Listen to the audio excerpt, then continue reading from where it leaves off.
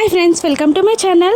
JD మీనన్ని arrest చేసిన తర్వాత కేడి జేడి సాధు సార్ కలిసి మీనన్ని ఇన్వెస్టిగేషన్ చేస్తూ ఉంటారు. జేడి అయితే ఏకంగా మీనన్ తలకి తన గన్ని గురిపెట్టి నిజాలు చెప్పమని, తప్పులు ఒప్పుకొని లొంగిపోమ్మని బెదిరిస్తూ ఉండగా జేడి మాటలకి మీనన్ ఏ మాత్రం కన్విన్స్ కాకుండా ఇలా అంటూ ఉంటాడు. నా తలకి గన్ గురిపెట్టినంత మాత్రాన నేను ఒప్పుకుంటాననుకుంటున్నావా జేడి? అస్సలు ఒప్పుకోను.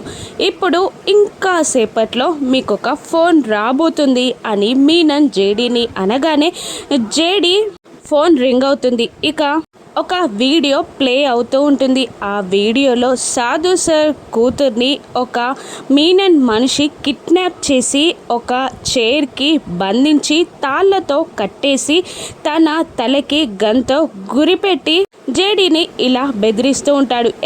జేడి, ఇంకొక గంటలో మా అన్నయ్యని వదిలిపెట్టకపోతే చూసావు కదా సాధు సార్ కూతుర్ని, ఈ సాధు సార్ కూతుర్ని చంపేస్తా అని అంటూ అమ్మాయితో అసభ్యంగా బిహేవ్ చేస్తూ ఉంటాడు ఆ రౌడీ. ఇక దాంతో జేడీ కేడి టెన్షన్ పడుతూ ఉంటారు. మీనన్ వెకిలిగా ఇలా అంటుంటాడు, ఏంట్రా అమ్మాయిలు అబ్బాయిలు, ఇప్పుడు చెప్పండి, ఏం మాట్లాడుకుందాం, ఏం డీల్ కుదుర్చుకుందాం, ఏం సాధు చెప్పు అని మీనన్ సాధుని అడుగుతుండగా సాధు సార్ జేడీతో ఇలా అంటుంటాడు, చెప్పడానికి ఏం లేదు జేడీ, లెట్ ఫినిష్ హిమ్ అని మీనన్ని చూస్తూ కోపంతో సాధు సార్ అంటూ ఉంటాడు. దాంతో జేడీ, మీనన్, కేడి ముగ్గురు షాక్ అవుతూ ఉంటారు. ఇక మీనన్ పిచ్చి పట్టిన వాడిలాగా సాధు సార్ని ఇలా అరుస్తూ ఉంటాడు.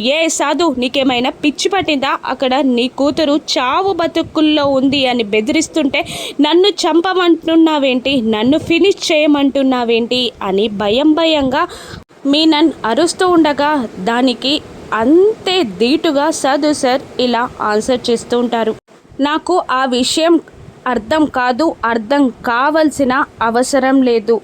వీడిలాంటి మృగాన్ని కాపాడే నా కూతురి ప్రాణం నాకు కానీ నా కుటుంబానికి కానీ అవసరం లేదు. చెప్తున్నాను కదా జేడీ, వీడిని చంపేశాయి అని సాధు సార్ జేడీకి అరిచి మరీ చెప్తూ ఉంటాడు. ఇక సాధు మాటలతో మీనన్ షాక్ అవుతూ జేడీ వైపు చూస్తుండగా జేడీ మీనన్ని చూస్తూ ఉంటుంది. ఇక జేడీ మీనన్ని చంపేస్తుందా? సాధు సార్ కూతుర్ని జేడీ ఏ విధంగా కాపాడనుందో రాను ఎపిసోడ్స్లో చూద్దాం. Thank you for watching.